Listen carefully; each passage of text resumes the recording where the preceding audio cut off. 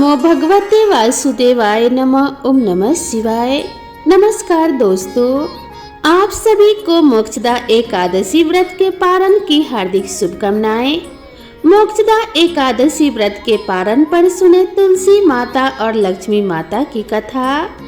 जय श्री कृष्णा, राधे राधे। आज मार्गशीर्ष मास के शुक्ल पक्ष की द्वादशी तिथि है और आज मोक्षदा एकादशी व्रत के पारण का दिन है। अर्थात जिन लोगों ने कल मोक्षदा एकादशी का व्रत रखा था वे आज अपना व्रत खोलेंगे। आज का दिन बड़ा ही शुभ और मंगलकारी है। एकादशी व्रत के पारण के दिन तुलसी माता और लक्ष्मी माता की कथाओं को सुनने से ही व्रत पूर्ण माना जाता है और समस्त मनोकामनाएं भी पूर्ण होती हैं। जिन लोगों ने व्रत नहीं भी रखा था उन्हें भी द्वादशी के दिन तुलसी माता की कथाओं को सुनने से धन संपत्ति और अनंत शुभ फलों की प्राप्ति होती है। तो आइए भगवान श्री लक्ष्मी नारायण जी के चरणों का ध्यान करते हुए इन कथाओं को सुनते हैं। किंतु एक बात का विशेष ध्यान रखिएगा कि इन कथाओं को पूरा अवश्य सुनिएगा, क्योंकि आधी अधूरी कथाओं को सुनने से पूर्ण फल प्राप्त नहीं होता। तो आइए सुनते हैं तुलसी माता की संपूर्ण कथाएं। तुलसी माता को हरिप्रिया भी कहा जाता है।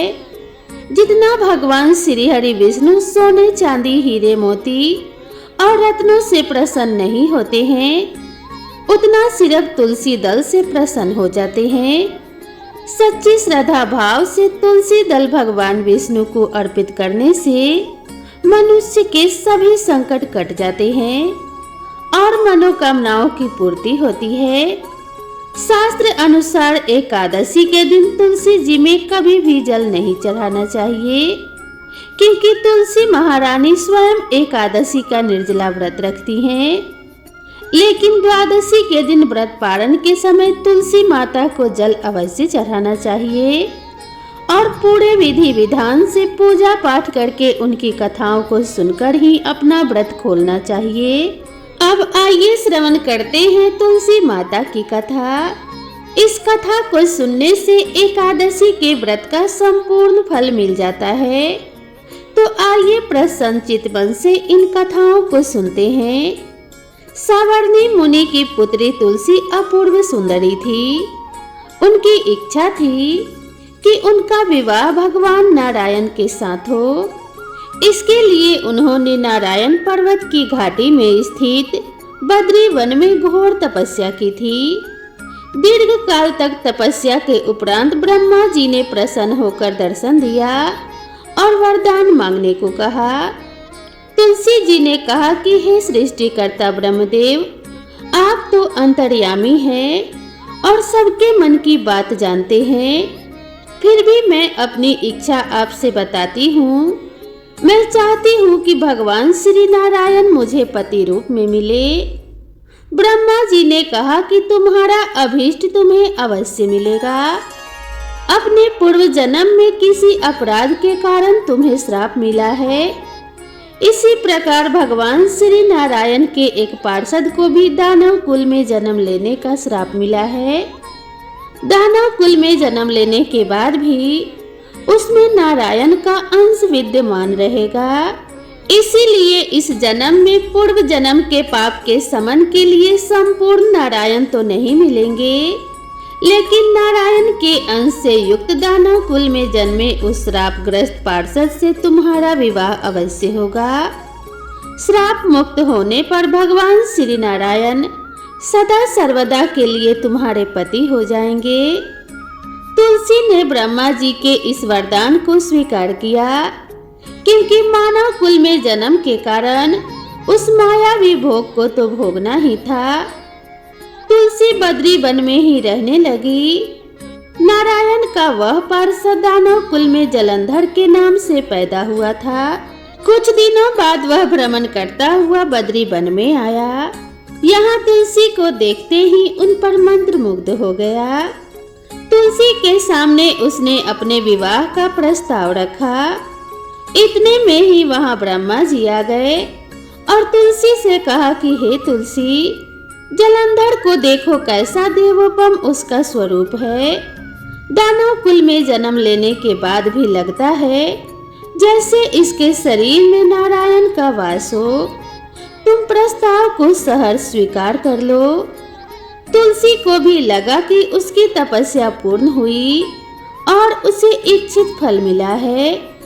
जलंधर के साथ उसका गंधर्व विवाह हो गया और वह जलंधर के साथ उसके महल में पत्नी बनकर आ गई। जलंधर ने अपनी परम सुंदरी सती साध्वी पत्नी तुलसी के साथ बहुत दिनों तक राज्य किया। उसने अपने राज्य का इतना विस्तार किया कि देवलोक तक उसके अधिकार में आ गया। स्वर्ग का सुख भोगने वाले देवताओं की दशा भिखारियों जैसी हो गई। जलंधर किसी को कष्ट नहीं देता था, पर अधिकार और राज्य छिन जाने से सभी देवता मिलकर ब्रह्मा, विष्णु और शिव जी की सभा में गए तथा अपनी विपत्ति सुनाई। ब्रह्मा जी ने कहा, तुलसी परम साध्वी है, उसका विवाह जलंधर से मैंने ही कराया था। जलंधर को तब तक नहीं हराया या फिर मारा जा सकता जब तक तुलसी को छला न जाए। ब्रह्मा जी की बात सुनकर भगवान श्री हरि विष्णु जी ने कहा, जलंधर पूर्व जन्म में मेरा पार्षद था। श्राप के कारण उसे दैत्य कुल में जन्म लेना पड़ा। इस जन्म में भी मेरा अंश उसमें व्याप्त है। साथ ही तुलसी जी के पतिव्रत धर्म से वह अजय है। फिर देवताओं की सहमति से भगवान शिव ने जलंधर के पास संदेश भेजा कि या तो वह देवताओं का राज्य लौटा दे या फिर उनसे युद्ध करे। जलंधर भगवान शंकर के पास पहुंचा और कहा कि हे देवों के देव महादेव, आपके लिए देवताओं का पक्ष लेना उचित नहीं है। राज्य बढ़ाना हर राजा का कर्तव्य है। मैं किसी को दुखी नहीं कर रहा हूँ। देवताओं से कहिए कि वे मेरी प्रजा बनकर रहें। मैंने आपका कोई भी अपमान नहीं किया है। हमारा आपका युद्ध शोभा नहीं देता है। अगर आप हार गए तो बड़ी लज्जा की बात होगी, और मैं हार गया तो आपकी कीर्ति बहुत अधिक नहीं बढ़ेगी। जलंधर की बातें सुनकर भगवान शंकर हंसने लगे। वे तो सब रहस्य समझते थे। तुलसी और जलंधर के पूर्व जन्म के श्राप की अवधि लगभग पूरी हो चुकी थी। फिर शंकर जी बोले, इसमें कीर्ति और लज्जा की बात नहीं है। तुम देवों को उनका राज्य लौटाकर उन्हें उनके पद पर प्रतिष्ठित होने दो। युद्ध से बचने का मात्र यही एक उपाय है। जलंधर ने कहा, मैंने युद्ध के बल से देवलोक जीता है। कोई उसे युद्ध के द्वारा ही वापस ले सकता है। यह मेरा अंतिम उत्तर है।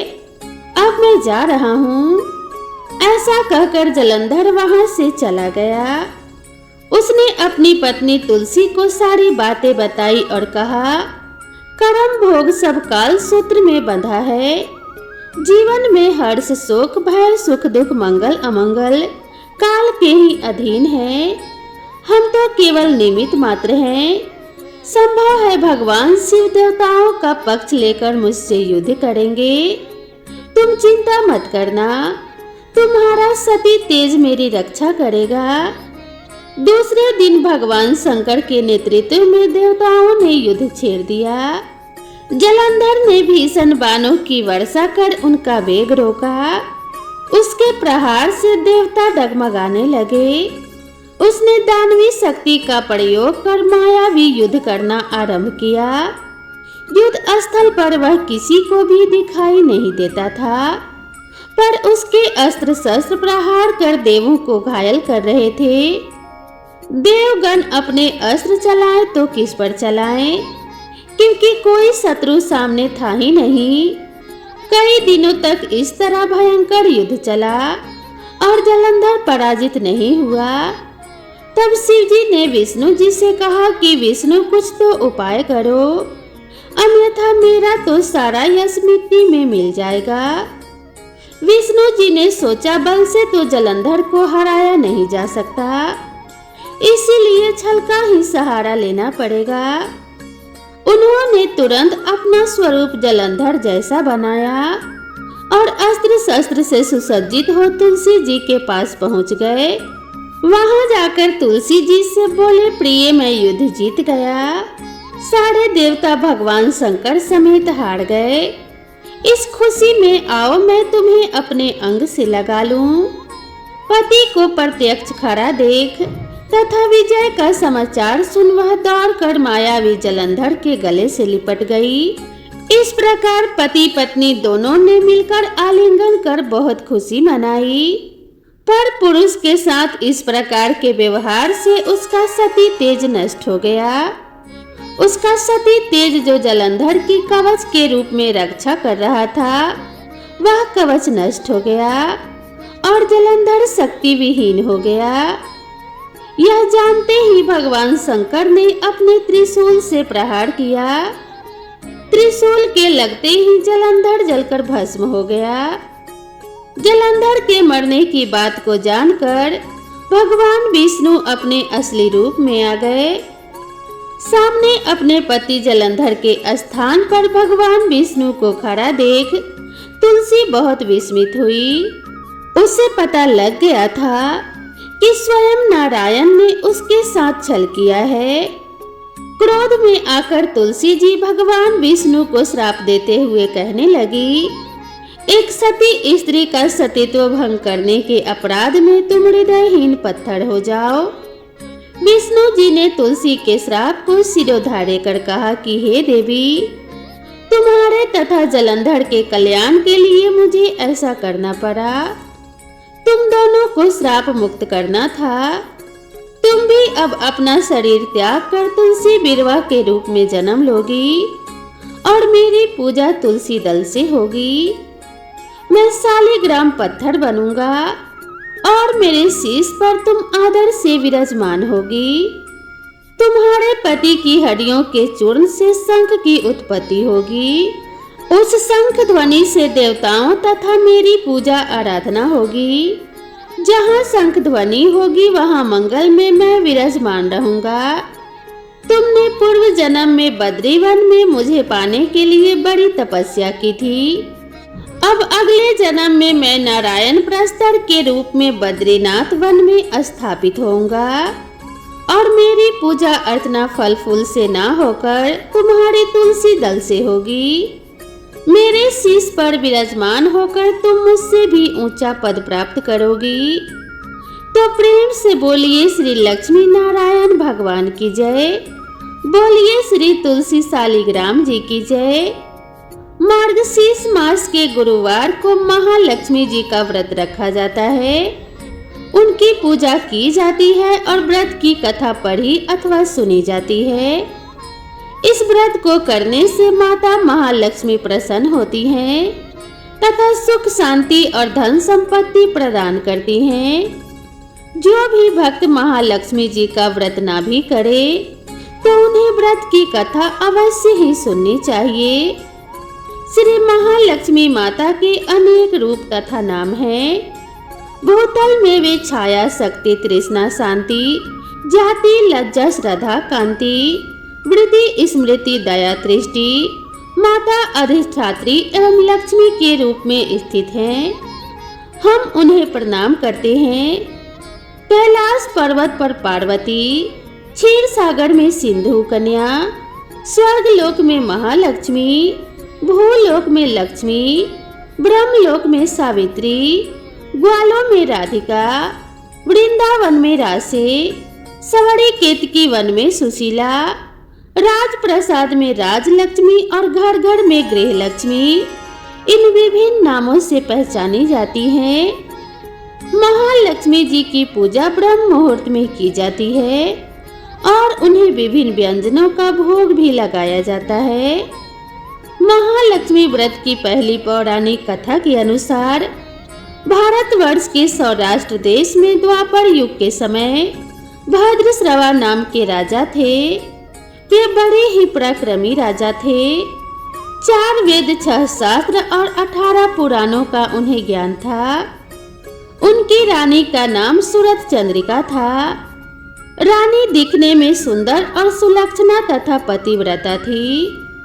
उन दोनों को 7 पुत्र तथा उसके बाद एक कन्या का वरदान मिला था। कन्या का नाम श्यामबाला था। एक बार महालक्ष्मी जी के मन में आया कि जाकर उस राजा के राजप्रसाद में रहें। इससे राजा को दुगने धन और दौलत की प्राप्ति होगी और वह इस धन दौलत से अपनी प्रजा को और सुख दे पाएगा। गरीब के घर अगर महालक्ष्मी जी रहे और उसे धन दौलत प्राप्त हो तो वह स्वार्थी की तरह केवल अपने ऊपर ही खर्च करेगा। यह सोचकर श्री महालक्ष्मी जी ने बूढ़ी ब्राह्मण स्त्री का रूप धारण किया। हाथ में लाठी लिए लाठी के सहारे रानी के द्वार पर पहुंची। यद्यपि उन्होंने बूढ़ी औरत का रूप धारण किया था, पर उनके चेहरे पर देवी का तेज था। उन्हें देखते ही एक दासी सामने आई। उसने इनका नाम, धाम, काम और धर्म पूछ डाला। वृद्ध ब्राह्मणी का रूप धारण करके माता लक्ष्मी ने कहा कि हे बालिके, मेरा नाम कमला है। मेरे पति का नाम भुवनेश है। हम हरिद्वार में रहते हैं। तुम्हारी रानी पिछले जन्म में एक वैश्य की पत्नी थी।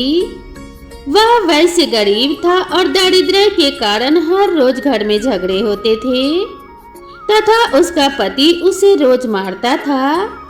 इन बातों से तंग आकर वह घर छोड़कर चली गई तथा वन और जंगल में खाली पेट भटकने लगी। उसकी इस दुर्दशा पर मुझे दया आ गई। तब मैंने उसे सुख संपत्ति देने वाली श्री महालक्ष्मी जी की कथा सुनाई। मेरे कहने पर उसने श्री महालक्ष्मी का व्रत किया और श्री महालक्ष्मी प्रसन्न हुई।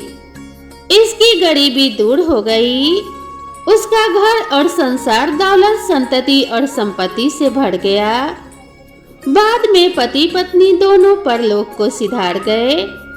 लक्ष्मी जी का व्रत करने के कारण वे लक्ष्मी लोक में रहे।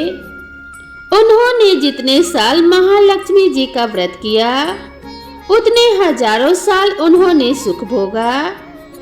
इस जन्म में उसका जन्म राजघराने में हुआ है, परंतु वह श्री महालक्ष्मी का व्रत करना भूल गई है।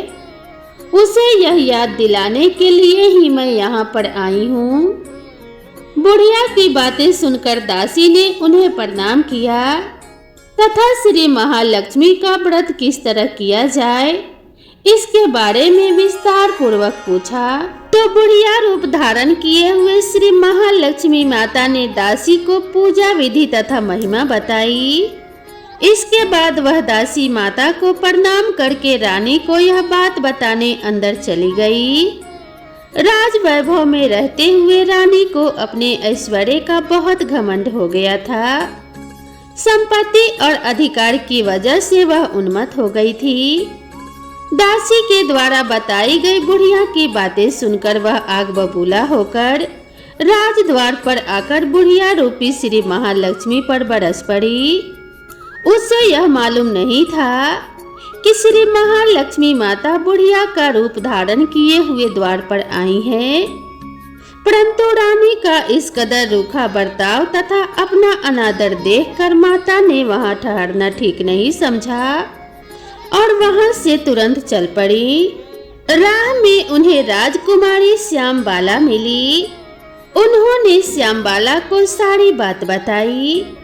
श्यामबाला ने अपनी ओर से श्री महालक्ष्मी माता से क्षमा मांगी तो माता को उस पर दया आ गई और उन्होंने श्यामबाला को श्री महालक्ष्मी व्रत के बारे में बताया।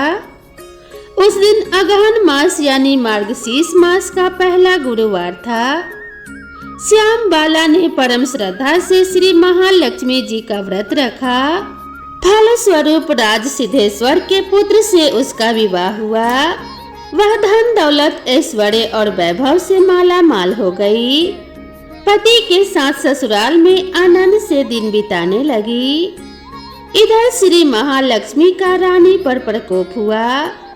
फलस्वरूप राजा भद्रश्रवा का राज्य एवं राज कारोबार नष्ट हो गया। यहाँ तक कि खाने के भी लाले पड़ गए।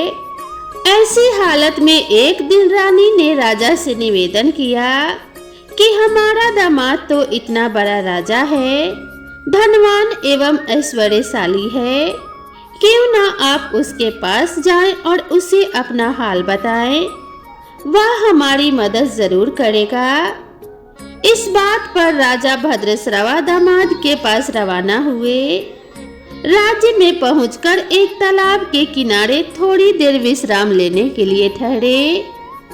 तालाब से पानी लेने आते जाते दासियों ने उन्हें देखा। उन्होंने विनम्रता से उनकी पूछताछ की।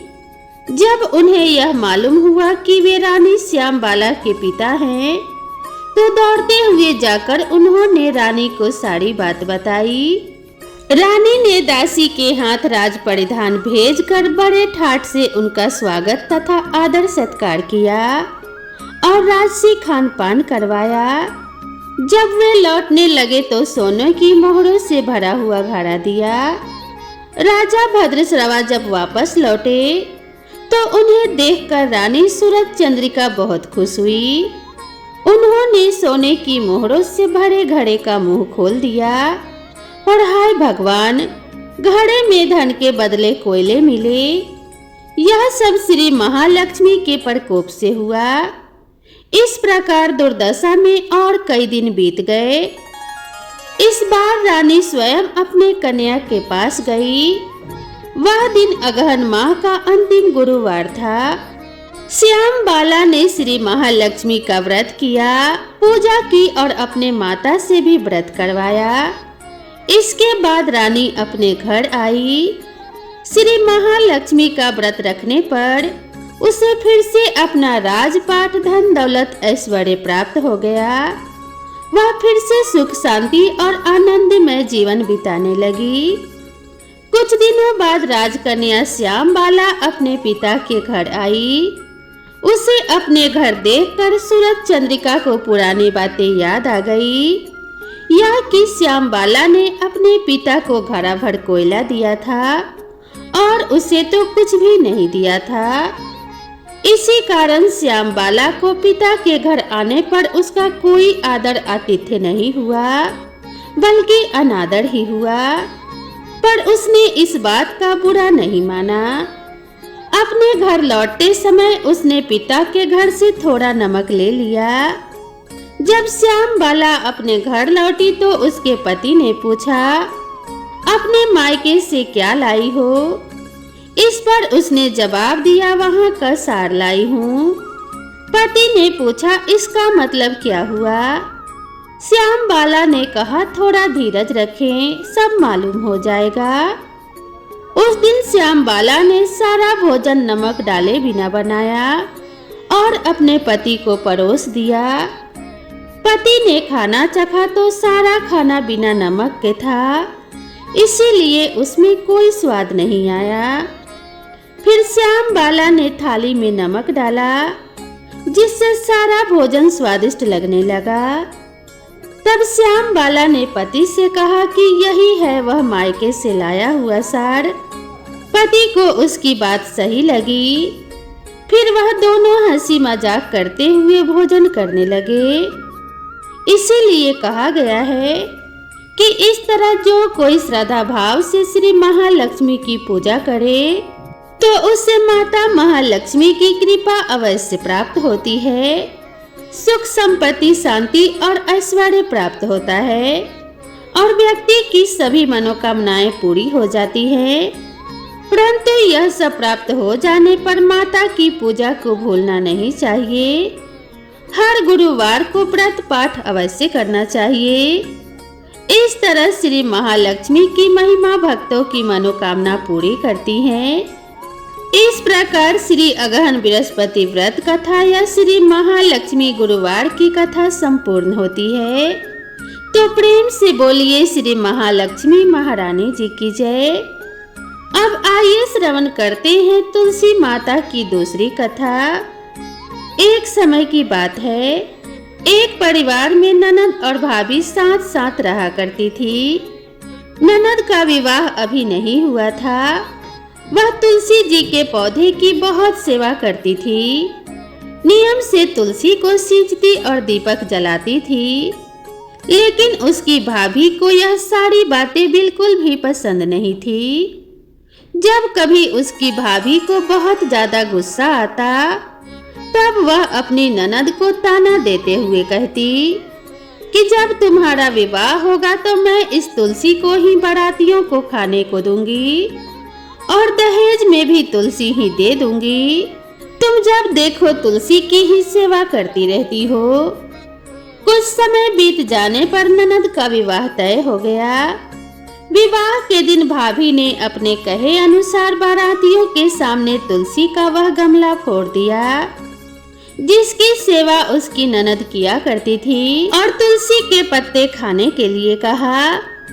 तुलसी जी की कृपा से वह फूटा हुआ गमला कई सारे स्वादिष्ट पकवानों में बदल गया।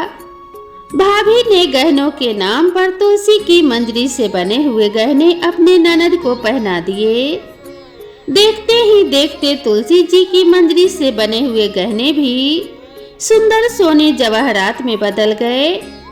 इतना ही नहीं, भाभी ने मारे क्रोध के वस्त्रों के स्थान पर तुलसी का जनेऊ रख दिया और वह भी रेशमी और सुंदर वस्त्रों में बदल गया। अब जब ननद अपनी ससुराल में पहुंची तो ससुराल में तो उसके दहेज की बहुत प्रशंसा हुई। यह बात भाभी के कानों तक भी पहुंची तो उसे बहुत बड़ा आश्चर्य हुआ। उसने सोचा कि उसने तो ननद के गहने कपड़े और जनेऊ तक भी तुलसी जी के ही रखे थे, तुलसी की मंजरी ही रखी थी। यह सब जानकर भाभी को बहुत आश्चर्य हुआ। अब उसे तुलसी की पूजा का महत्व समझ में आ गया था। उस भाभी की भी एक लड़की थी। तब वह अपने बेटी से कहने लगी, बेटी तुम भी तुलसी की सेवा किया करो, तुम्हें भी तुम्हारे बुआ की तरह ही फल मिलेगा।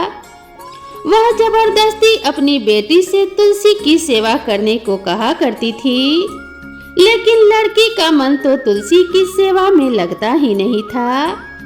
धीरे धीरे समय बीता, भाभी की लड़की बड़ी हो गई।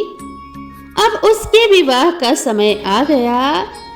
तब भाभी सोचने लगी कि जैसा व्यवहार मैंने अपने ननद के साथ किया था वैसे ही अब मैं अपने बेटी के साथ भी करूंगी, तो यह भी गहनों से लद जाएगी और बारातियों को भी खाने में तरह तरह के पकवान मिलेंगे और ससुराल में भी इससे बहुत मान सम्मान मिलेगा।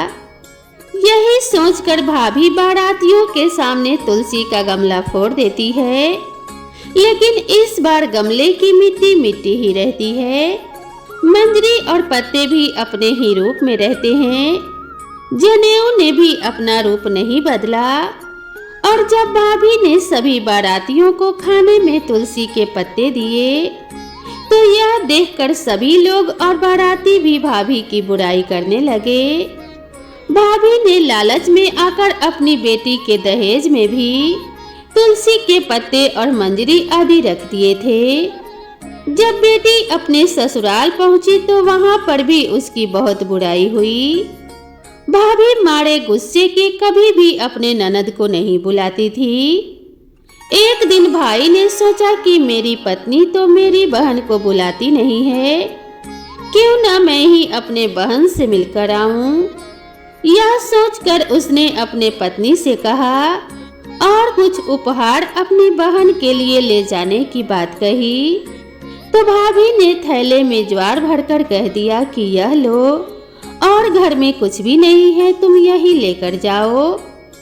तब भाई दुखी मन से अपनी बहन के पास चल दिया।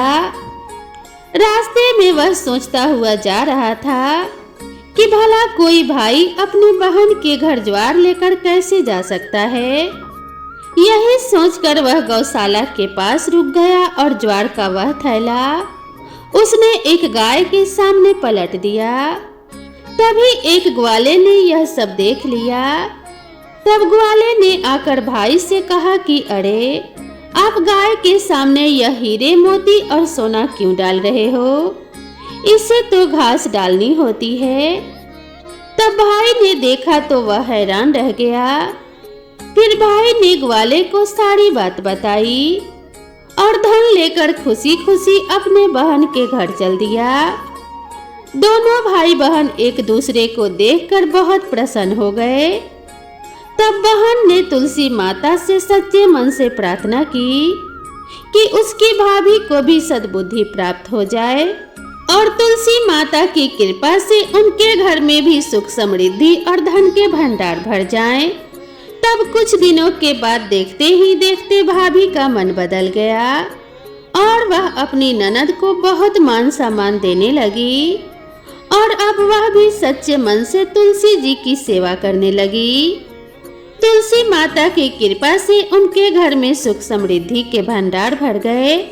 उनके घर में अब कलह कलेश नहीं होता था और सभी सुखपूर्वक रहने लगे।